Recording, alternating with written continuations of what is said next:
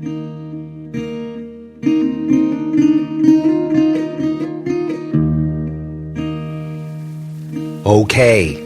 the time is now, my friends.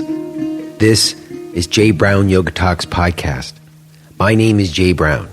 If you're new, welcome. Everyone else, what's up? How is everybody doing? I'm coming to you this week from Falls Church, Virginia. I'm here teaching some workshops at my friend Christina's place, the Yogi Underground. I just finished my first day. It's going great. But honestly, I intended to record this intro before I left, and it didn't happen. And now, as it sometimes happens, I'm totally up against it. And I've learned that trying to do this after a full day of teaching is not always a very good idea. I'm sure you can relate. A lot of you are teachers, you know. Just imagine, I taught 6 hours, 2-3-hour workshops today. And then there was all kinds of social conversation in between and after. And now I've got an hour or two before I'm going to go to sleep. And I'm spent. It's that weird feeling where on one hand, I'm exhausted. I totally expended myself in my fullest way today. But I'm also totally wired. It's that weird mix of being tired but wired. Like there's no way I could go to sleep right now, even if I wanted to. Really, what I need to do is just veg, like stare at the wall or even just watch some bad TV. Maybe that's just me, but sometimes after spending a really long time, resonating on this frequency of engagement and being present and sort of being the facilitator, when I'm done, I need to counter it. I need to bring myself down, the energy down. You know what it makes me think of? There was a science fiction book I read many years ago. The author was Zelazny, maybe? Oh gosh, I can't remember. But this book was based on Hindu mythology. And it was a science fiction book. And it took place in some future where we had invented machines that could bring us to enlightened states of consciousness. So all the stuff that's in the yogic texts about meditating yourself into higher states of consciousness and going into the astral plane and stuff like that. Well, we've invented machines that will do that for us. Kind of like we have GPS now instead of maps. Well, we invented some machines where we don't even have to do yoga practice and meditation. You just get in the machine and it'll do it for you.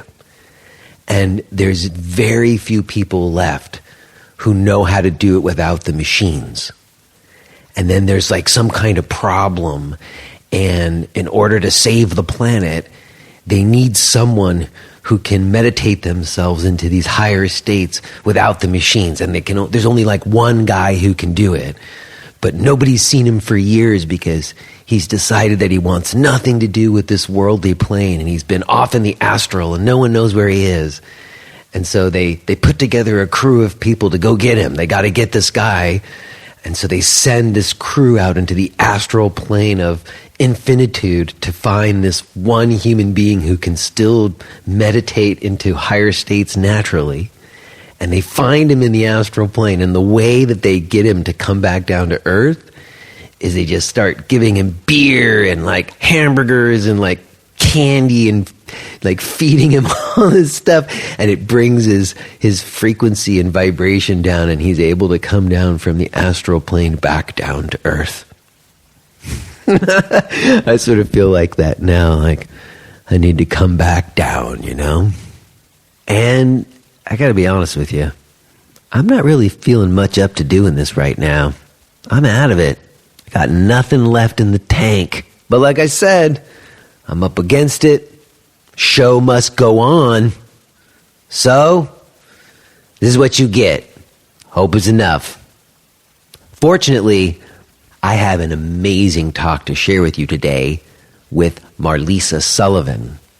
First, we get to learn about some pretty cool stuff. Eudaemonia and Polyvagal theory. And then we tackle the conversation about what makes yoga therapy different than yoga. Those of you who've been around have heard me have that conversation before. And you know, almost every time I ask that question of yoga therapists, I come away feeling very unsatisfied. But not this time.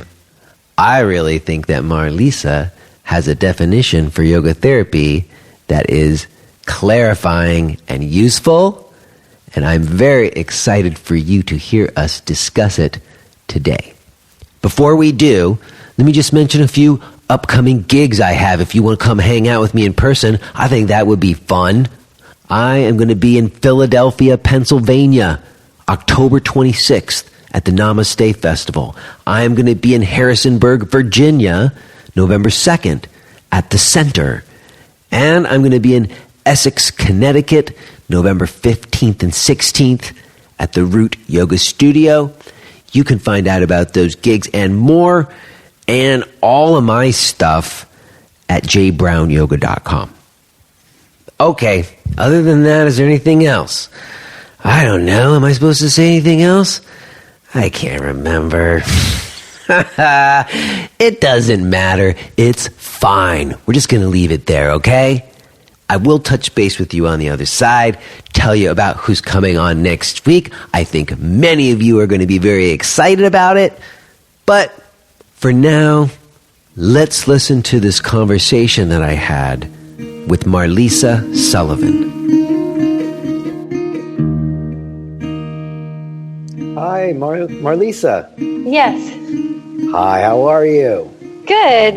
Thanks for saying my name right. That's really rare. Well, I did like a little research on you, and I heard Shelley pronounce it that way, and I always mangle everybody's name, so I'm glad to get yours right today. Yeah. Very cool. I'm glad to get a chance to connect with you. We've kind of met, sort of, but not really. We have lots of mutual friends. Yeah. When did we? Because I know I know I've read a few, like an article that you wrote in Yoga Therapy Today a long time ago. Yeah, Where did I meet you? I don't know. I have a vague memory of shaking your hand and saying, hi, nice to meet you. I can't pin when it was, where it might have been at an IYT conference. Okay. But I can't be sure, but I feel like I know you just because we have a lot of mutual friends and you've shown up on a lot of things I've read. And so I feel like I know you some, even if we haven't met. But also, I was reading some things that you were recently putting out that I was really intrigued by. Your name came up when Neil Pearson was on most recently, and you occupy a space in my mind that Neil and Shelley and Matthew, your co-authors, all occupy, which is this space between like the science and the research and then yoga. Yeah. And you're really looking to find the bridge there, you know? And yeah. Would you say that that's right? Yeah, for sure. I mean, that's what I'm like most passionate about and interested in is that bridge. Right. So I guess I'm curious. We'll just jump in. I was going to do some small talk with you, but we might as well just jump into it. I guess I'm curious, like, which one of those things came first for you? Were you like a research science-minded person who then got into yoga, or were you like a yoga person who then got into the science and the research? I don't know. I was that's an interesting question because usually I think about it differently. Like I was first interested in medical anthropology because it was the study of beliefs and healing and it was like that intersection between like your own beliefs that come from religion or spirituality and health and healing. But then I ended up in physical therapy, and while I was in training for physical therapy school, I always did yoga. And then once I graduated and started working with like complex chronic conditions, it's kind of like that medical anthropology piece came back in the form of yoga to look at how like emotions and someone's beliefs about themselves, about the world, impact their capacity to experience health and well-being. I see. So that's been an interest in you before you even got into the whole kind of yoga therapy inquiry into that. Yeah. Interesting. And all right, so it seems to me that of late, there's really two particular areas I noticed that were really intriguing to me. One of them was what came up when I talked with Neil, this word, which I think I can also pronounce correctly because I practiced it, which is eudaemonia. Yes, that is, from what I hear, the correct way to do it. Well, I'm taking your lead because Neil pronounced it differently, and I have pronounced it differently when I was trying to talk about it in the past. But you said that's how it's pronounced, so we're going to go with that. Yeah, my husband is a history professor, and so he's told me that that's the way you pronounce it. So I'm believing him. I see. Well, that word came up when I was talking to Neil, and that's not a word you hear every day. And I said, "What's that?" And as soon as he sort of pointed to what it was, and then he said, "Well, you should talk to Marlysa about that." And I said, "Okay." So that's sort of what brings us, one of the things that brings us together. So how did you first come to this idea of eudaemonia, and why do you think it's so significant? Yeah, so once I started working at Maryland, because I teach at Maryland University of Integrative Health, and it was actually the chair of the Integrative Health Science Department that introduced me to what the term eudaimonic well-being. And I went to this NIH video cast from this person, this researcher, Stephen Cole, and he talked about eudaimonic versus hedonic well-being, whereas eudaimonic was this this steadfast kind of contentment, and hedonic like that fluctuating emotional happiness, like liking ice cream. And he has this body of research that looks at how eudaimonic well-being helps to activate a gene profile that supports the inflammatory and immune system of your body. And not only that, it actually reverses the same gene activation that happens in perceived social isolation. So that when we perceive ourselves as isolated, this gene profile increases the inflammatory processes and suppresses the immune support. And eudaimonic well-being actually reverses that. And eudaimonic and hedonic are actually opposite in that. So whereas they both create happy experiences psychologically, eudaimonic has this impact on a gene level, which was fascinating to me. So then I just started exploring where it came from, and it coming from Aristotle as this idea of you would look back at your life and you would realize you lived a well-purposed and well-intentioned life. And then seeing that the way that Aristotle talked about finding eudaimonia was that you practice the virtue ethics. So you would take anything like humility or generosity, and he called it the golden mean. You would think about what the excess and the deficiency was, and you would find the middle. You would find where you usually tended towards, and you would practice that moderation of that ethic. And if you did that, you would achieve eudaimonia. So in much the same way, like in the Mahabharata, yoga talks about how the yamas and niyamas are the doorways to dharma. So there was this really cool link between yoga philosophy, meaning and purpose, inner and outer harmony, with what Aristotle was talking about. And then that led me into looking at how spirituality was defined in the literature. And it's defined as this, like, to differentiate it from religion. And it's defined as this inner this sense of connection from inner to outer, this experience of meaning and purpose, and this expression of the values. So to me, eudaimonia has helped me to create a language of secular spirituality, where I can speak to that to medical professionals, healthcare professionals.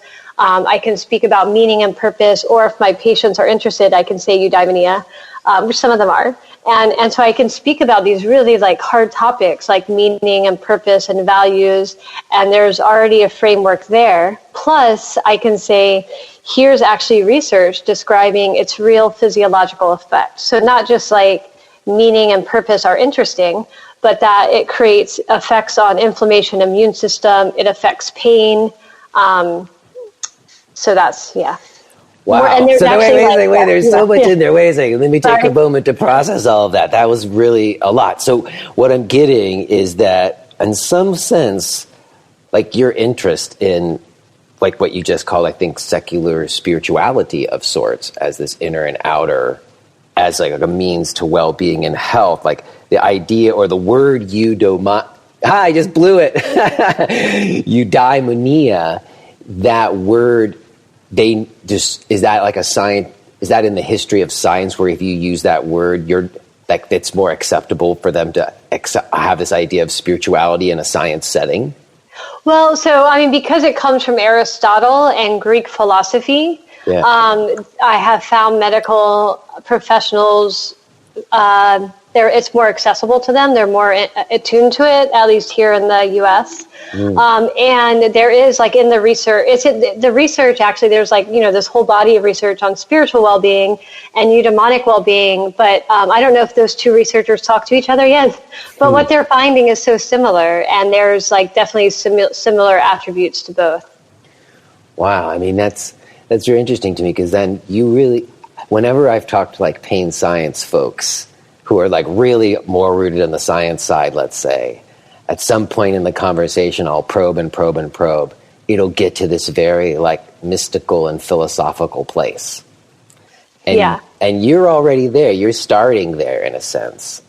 Yeah, and one of the things, even in this person's research, Stephen Cole, he talks about the autonomic nervous system as a mediator to that. So the way that, like, our social environment and our life circumstances affect us physiologically is through the nervous system, because we're taking that information from outside of and inside of us and creating a state within our body. So then that's where, like, polyvagal theory and regulation and resilience come in. Right. You just went where I was going to go next. Well, first I was going to say that this is sort of the ongoing conversation I've been having with folks about this different way of looking at the body, and like postural, structural, biomechanical models and biopsychosocial models, and had, like, anatomy people on to debate, whether it's about neural patterning or whether you can target muscles, So all of this conversation, and then seems to me to be where the yoga and the science is intersecting in this consideration of our nervous systems, as you were just pointing to, as sort of being the kind of, not just the physiological thing, but like the lens through which we're perceiving as well. Yeah. And, like, we can use the language of the nervous system to, help medical professionals, to help research, even to help our clients make something really esoteric more tangible. Mm-hmm. And then what we're talking about is something bigger than that as well, but we can use that language to be effective. I see. And so some of the other language that you've been using besides this idea of eudaimonia, actually, let me ask one other thing about that. You use this expression, eudaimic activity, is that what you said? Eudaimonic well-being. Eudaimonic well-being. So like Aristotle also differentiated, he called it happiness, that there is two kinds of happiness. There's hedonic happiness, which comes and goes, and then there's eudaimonic happiness, which is steadfast. And so in the research, they call it, instead of happiness, they call it well-being. And so they differentiate hedonic well-being as, feeling happiness, feeling excitement, those kinds of things, versus eudaimonic well-being. They use meaning and purpose, the virtue ethics, and things like authenticity and personal expressiveness. See, that's interesting to me. I always made a distinction for myself between happiness and joy, because I always felt like happiness was very fleeting, but joy could run through, like even through sadness. Yes. And that's exactly, Yeah. So that's the idea of a eudaimonic well-being, is an underlying sense of rightness or okayness.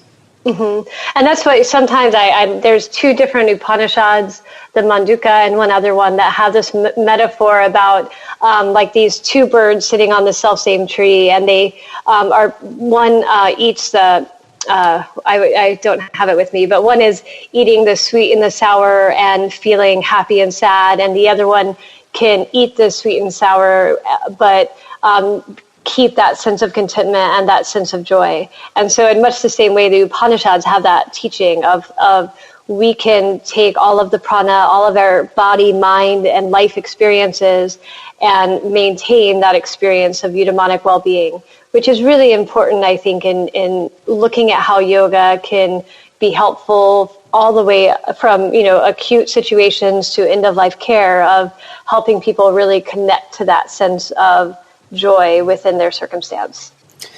Yeah, I think that's true. I've certainly found that there's an element to like a healing process where you I don't know, they have all other kinds of ways of talking about it in different yogic traditions where you settle into the given condition or the harmony of your existence as it is, regardless of the difficulties, that there's a certain, I've often even referred to it on this show, where when I'm dealing with difficulties, that there's like a tap into something underlying where you are okay as you are. Yeah. Very interesting. And that the connection between Aristotle and the Upanishads, that I find those threads run through across different cultures and times. And so it's sort of the same wisdom. Yeah, and it really shows you those like essential wisdoms that people have found as they contemplated like life and purpose and meaning throughout, like you said, different traditions. Wow. And then so it seems to me you're still really residing in like a philosophical, mystical realm. But then when you start to talk about polyvagal theory, that's when it seems like you're finding more like contemporary science to go with it, would you say? Yeah, and I think, and I'm using it as a reflection of the philosophy, and it does, it's more finite than what the philosophy offers, but it also can allow someone to wrap their mind around something tangible so that they can relax into the philosophy. Well, it's interesting because I've read like a little bit about polyvagal theory here and there, but to like a non-scientist, it's not always as tangible. It's not necessarily more tangible than the philosophical ideas. Maybe you could give us some idea or some of what polyvagal theory is about. Like I know there's like 3 different platforms, right? Yeah, so it was developed by Stephen Porges, and what's really beautiful about some theories is that when you learn them and you're like, well, of course that's true, because it's true to your experience and what you've seen in other people. So from a basic standpoint, it's like these autonomic nervous system platforms give rise to shared physiological, psychological, and behavioral states. So the easy example is when I'm in a fight or flight response, when I've perceived danger around me, I'm going to activate my physiological system for mobilization, and then my mind is going to shift, so my attentional field is narrowed and focused, and my emotions are more likely to be anxiety or anger or fear or worry. So when I'm working with someone who's in this sympathetic state, instead of trying to change something in their physiology and then change something in their mind and emotions and change something in their behavior, I can actually do practices that shift the neural platform to a relaxation response or a social engagement neural platform. And so when we're in this like optimal relaxation state, our physiology is more calm and relaxed, and we're more likely to be able to experience calm and connection and compassion. So a client that comes in with low back pain and is in a sympathetic response, if you try to get them to experience compassion and connection with others, it's really not accessible for them. So thinking about, instead of trying to create that experience, shifting their neural platform through the practices of yoga, and then those experiences might naturally emerge or they're easier to connect to. See, I've observed that happen where you do like even very simple breathing and moving sometimes, and you can see like a shift in someone's nervous system, Yeah. Or you can sort of almost, and they acknowledge it. I have a guy who's been coming to my class who never really been to yoga, and he's just loving it because you can see he's having this effect on him. So that thing that I'm observing, what does that have to do with the vagal complex? Like, So you're shifting the autonomic nervous system from one state to another. So when they're in that fight or flight, that means their sympathetic nervous system is activated. When you bring them into a calm, relaxed state, you're beginning to activate what's called the social engagement neural platform. And so the largest nerve in that is the vagus nerve. And so you're helping them to activate the vagus nerve, which shifts them into this other state, so that then they're more likely to experience connection and compassion. Why is the vagus nerve associated with social engagement? Is that right? Yeah, so one of the things that Stephen Porges found was that the vagus nerve has 2 origination sites. So it starts in 2 different places in the brainstem. And so through one of those, it connects to the heart and creates heart rate variability. So it creates that heart rate where when you inhale, it increases, and you exhale, it decreases. but it also connects to a network of nerves that control the tension in your throat, so it can create a greater vocal prosody or more comforting, connecting, calming tone of voice. It also attaches to muscles of facial expression. It is also associated with greater interoceptivity. So the vagus nerve is actually 80% interoceptive, meaning 80% of it is giving your brain information about the state of your body. So when your vagus nerve is activated, and the social engagement neural platform is activated, you're more able to sense what's going on in your body. Your heart rate is demonstrating heart rate variability. Your inner ear muscles are more attuned to human sound out of white noise, and you're able to perceive other people's emotions more accurately. So it's this collection of nerve pathways that activates together, because just like you were talking about the muscle activation and all those kinds of things, nothing in our body works in isolation. So when we're talking about the vagus nerve activating, it's not really just the vagus nerve. Mm-hmm. It's when we activate this part of the vagus nerve, it activates with a collection of nerves that he calls the social engagement neural platform, because it promotes physiological calm, psychological calm, and the behaviors of connecting to other people.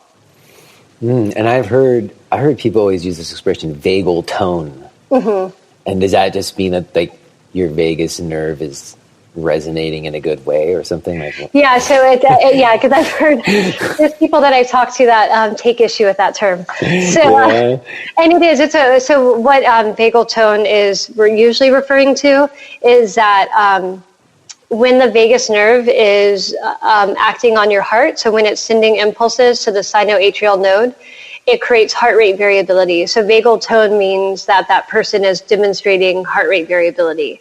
So when you inhale, their heart rate increases, or when they inhale, their heart rate increases, and when they exhale, their heart rate decreases. Whereas in a sympathetic state, the vagus nerve does not have input on the heart, so the heart beats steadily. It doesn't change with your breath. Mm.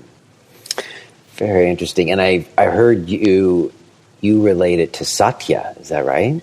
I relate it to the gunas. So, okay. And so the other neural platform that he talks about, just because it goes with the gunas. Yeah, there's two more, right? There's the ventral vagal complex, and then what's the next one? The SNS, is that right? So the ventral vagus is the social engagement. Yeah. The SNS is the sympathetic, and then there's a dorsal vagal. Okay, what's that one? What's the dorsal vagal? And that's the one that has really resonated with psychotherapists, because it describes what they see in the clinic, which is in extreme life threat. Instead of fight or flight coming on, the client can become actually hypotonic, where they don't have any engagement in their muscles, and they have more dissociated states. So an easy example of that is when a cat catches a mouse. The mouse's blood pressure, heart rate, body temperature drops, so the cat thinks it's dead, and then the mouse runs off. So it's that state of actually like incredible deactivation of the body and the mind that can happen in extreme trauma. Oh, wow. So the reason that I relate it to the gunas is that, so what Stephen Porges is saying is that our physiological state, our psychological state, and our behavioral state can be altered by changing the neural platform that is dominant.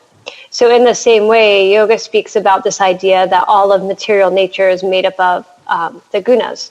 And so everything in my body, everything in my mind, everything in my environment is some combination of sattva, rajas, and tamas. So I try to be really careful to talk about how they're reflecting in one another, but I don't want to make them the same thing, because the gunas are bigger than autonomic platforms. But when sattva is dominant, that there's that quality of lucidity, luminosity, clarity. So you're more likely to be able to activate the social engagement neural platform and the relaxation response. Likewise, when the relaxation response is active, you're more likely to experience sattva. So they're reflective of one another, sympathetic with rajas and dorsal vagus with tamas. I think it's an interesting idea, because I've always found the gunas as a helpful idea in the sense that they're kind of lenses, in a sense, you look through. And sometimes when I've heard people talk about polyvagal theory. It's almost like, oh, you have to stimulate your vagus nerve to have better vagal tone. And it becomes sort of in a almost prescriptive way that doesn't square with my experience. And the way you're talking about it, it's more like these different vagal complexes or neural platforms are more like describing aspects of our experience. And that ultimately can be useful in terms of that, in terms of understanding our experience and shaping our experience in good ways. Yeah, one of the nice things about polyvagal theory is they get us away from this idea of a dichotomous sympathetic and parasympathetic, that they're actually activating together. So, for example, I was talking recently about a client that I saw who the standing warrior postures created that experience of social engagement and that experience of sattva. Because in that state, she could feel strong, steady, clear. So she was, even though it's an active posture, she was able to access those qualities that come from that neural platform and that guna state. Whereas someone else would need a restorative posture to come into that state. Very, very interesting. I appreciate it a lot. What I hear is that you're really drawing upon yoga teaching, like Samkhya,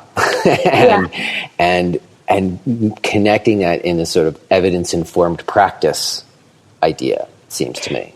Yeah, and the reason that I think it's important is so that there's ways that the science and things like polyvagal theory help us to understand how to apply the yoga philosophy into practice, as well as to explain what we're doing to other people, because we can talk about this idea of regulation and resilience, that I'm helping the person regulate their body and mind and to cultivate resilience so that they're able to access sattva and to experience a wider range of rajas and tamas, and to move back and forth between experiences without losing that connection to equanimity or eudaimonic well-being.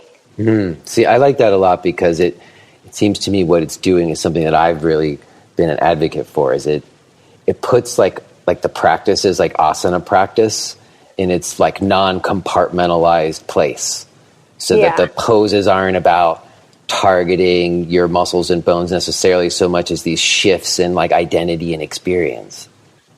Yeah, and I think, what some of the scientific knowledge has given us is a way to think about it efficiently. So whereas we might have previously tried all these different ways, we can look at things like polyvagal theory and what are the practices that people have found to increase vagal tone, and then we can see how it works for our clients, and it just allows it to be a little shaped by science, but the basis and the foundation is in yoga. Now, I really appreciate that, and that was what I was hoping to do, is kind of get a little crash course on polyvagal theory and eudaimonia, so thank you for that.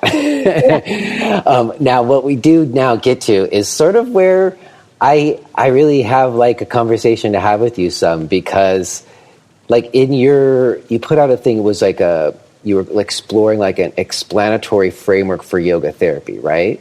Yes. And you wrote something in that I thought was really important, and I wrote it down, and you wrote, yoga therapy as a growing CIH profession draws on both traditional practice and contemporary biomedical science to create an evidence-informed and holistic healing practice. And I thought, wow, that's the best definition for yoga therapy I've ever heard. Oh, good. Because what it's doing is what you're trying to do, which is combine traditional practice and contemporary biomedical science. And so to me, that was always my question. Like when I was in the Council of Schools meeting back in 2009, that's what I was asking everybody. Like, does yoga therapy mean that we have a biomedical science element? And there was a lot of people who were calling themselves yoga therapists, and I know this is sort of why the IYT has done what they did. They were calling themselves yoga therapists who weren't necessarily drawing upon biomedical science, but were really trying to distinguish themselves from sort of like a fitness orientation that has come about in yoga. Yeah. As something that was more in depth or more therapeutically oriented. And that's where I was living. And I was sort of doing this real, like these Jessica chart teachings in this totally therapeutic orientation, but not working in any clinical settings, just in regular yoga classes, and wondering, like, is this yoga therapy or not?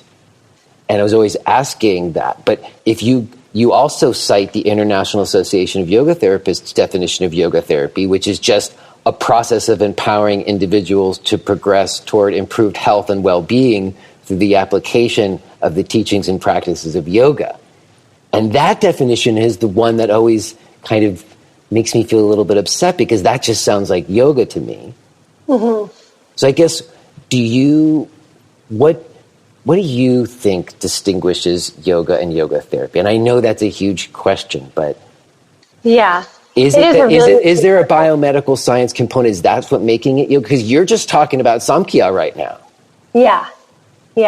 So one of the things that I heard actually was Doug Keller talked about how, like, yoga has always evolved to incorporate and taken in what is happening in the world at that moment, that it was always evolving. And so it's a little different than what you're asking, but that just came up for me when you were talking about just the idea that, like, that yoga has always evolved to take into what was happening in the world at that time, and that it's an evolving practice. So I'm also part of this thing called the Global Consortium of Yoga Therapy, and one of the things that was really nice about that, we had a meeting in Japan a couple of years ago, and I got to meet people who were doing yoga therapy from Japan, all over the world, like China, Australia, Brazil, lots of different places, and England and the Netherlands, and to really come together and say, like, bigger than the IAYT, how is everyone in the world describing yoga? How are they understanding yoga, and how are they understanding yoga therapy, and how are they distinguishing it? And so it was a great, like, conversation just to really see the similarities across countries. And there's different ways that they're actually practiced. There's, there are similarities. And I think part of that is the biomedical piece that we're, because we're working with clinical populations often, whether that's mental health concerns or physical health concerns, to me, the way I speak about these diagnoses is that they help me, like, steer the practice. So, like, for something like MS, I know I'm going to be careful of neural fatigue or heat.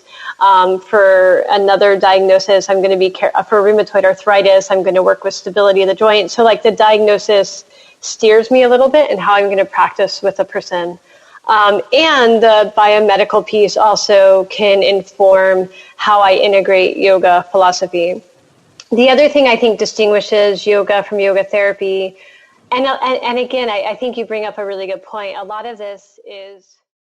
If you are hearing this message, then you're listening to the free version of J. Brown Yoga Talks.